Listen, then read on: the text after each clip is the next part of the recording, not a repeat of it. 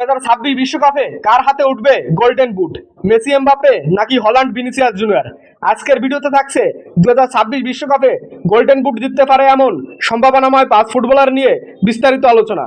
আমাদের তালিকায় 5 নম্বরে আছে ব্রাজিলিয়ান তারকা ভিনিসিয়াস জুনিয়রের নাম। তিনি এই বিশ্বকাপে 4 ম্যাচে 4 গোল করে এই তালিকায় 5 নম্বরে আছেন। তালিকায় 4 নম্বরে আছে ইংল্যান্ডের অধিনায়ক তথা বর্তমান সময়ের অন্যতম সেরা স্ট্রাইকার হ্যারি কেইন। তিনি বর্তমান বিশ্বকাপে 4 ম্যাচে 5 গোল করে এই তালিকায় 4 নম্বরে আছেন। তালিকায় 3 নম্বরে আছে নরওয়ের ফুটবলার এরিক হল্যান্ড। তিনি বিশ্বকাপে 3 ম্যাচে 5 গোল করে তালিকায় 3 নম্বরে আছেন।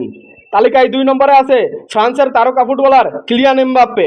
তিনি 4 ম্যাচে 6 গোল করে তালিকার 2 নম্বরে আছে। তালিকায় 1 নম্বরে আছেন আর্জেন্টাইন কিংবদন্তি লিওনেল মেসি।